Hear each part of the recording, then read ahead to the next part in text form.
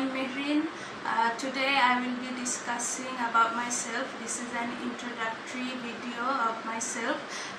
Today I will be discussing about why I choose CodemanBD to learn freelancing. First of all, I have studied BSc Honours in Computer Science and Engineering from Meherin University. I am a current student in Masters in Computer Science and Engineering at Upwork University.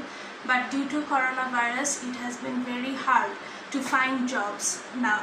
So that's why I am very interested in freelancing. Before I was also interested in freelancing, but I could not find a suitable place to get freelancing course. For this reason, I choose CodemanBD because my own cousin, he has also done course in CodemanBD and he is also successful from there. So I heard about CodemanBD from him, and I have seen many videos regarding Minhazul and they were very interesting and very supporting, and also he inspired me to be even more interested in freelancing.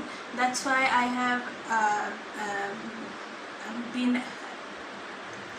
I have chosen CodemanBD, and thank you. This is me, Meherin. I hope you liked what I have